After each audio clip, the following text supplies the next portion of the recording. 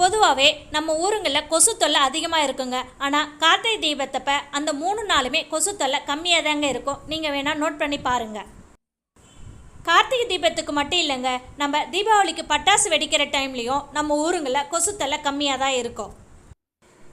Light எரியிறப்ப எரியிற தீபத்தை விட கரண்ட் இல்லாதப்ப எரியிற தீபம் எவ்வளோ சூப்பராக இருக்குது பாருங்கள். அப்படியே ஜெகஜோதியாக தெரியுது பாருங்கள். இப்போ பாருங்கள், நம்ம நார்மலாக ஏற்றின தீபத்தை விட அந்த மூட்டை கட்டி ஏற்றின தீபம் கொஞ்சம் அதிகமாகவே எரியுதுங்க.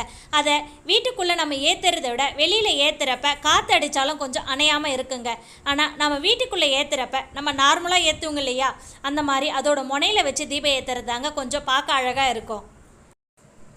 இப்போது அகல் விளக்கில் இருக்கிற எண்ணெயெல்லாம் காலியானதுக்கு அப்புறமா அதோட அடியில் எப்படி இருக்குன்னு பார்க்கலாம் வாங்க. இப்போ பாருங்கள், நம்ம முதல்ல ஏற்றின அகல் விளக்கை வெளியே எடுத்து பார்க்குறப்ப அதில் கீழேயும் எண்ணெய் இல்லைங்க, அதோட அடிப்பாகத்துலேயும் எண்ணெய் இல்லை. இப்போது நெயில் பாலிஷ் பூசின அகல் விளக்கை வெளியே எடுத்து பார்ப்போம். அதுலேயும் கீழவும் எண்ணெய் இல்லை, அகல் விளக்குலேயும் எண்ணெய் இல்லைங்க.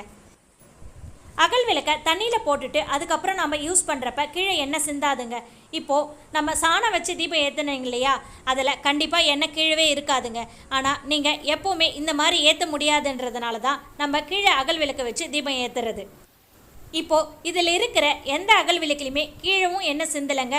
அது மட்டும் இல்லாமல் அகல் விளக்குலையும் எண்ணெய் லீக் ஆகலை. ஆனால் இந்த மாதிரியே எப்பவுமே இருக்காதுங்க. நம்ம தொடர்ச்சியாக அகல் விளக்கில் தீபம் ஏற்றுறப்ப எண்ணெய் கீழே சிந்துங்க. அதுக்காக தான் நம்ம இந்த மாதிரி அகல் விளக்கை கீழே வச்சுட்டு தீபம் ஏற்றினோம்னா அந்த தொந்தரவு இருக்காது. அது மட்டும் இல்லாமல் அகல் விளக்கை கீழே வச்சு தீபம் ஏற்றக்கூடாதுங்க. அதுக்கு கீழே இன்னொரு அகலோ இல்லைனா ஏதாச்சும் ஒரு தட்டோ வச்சு தான் தீபம் ஏற்றணும். நீங்கள் புது அகல் விளக்கு தான் கீழே வைக்கணும்னு இல்லைங்க. உங்ககிட்ட பழைய அகல் விளக்கு இருந்தாலுமே அதையும் கீழே வச்சுட்டு அதுக்கு மேலே புது அகல் விளக்கு வச்சு தீபம் ஏற்றுறப்ப எண்ணெய் கொஞ்சம் கீழே சிந்தாமல் இருக்குங்க.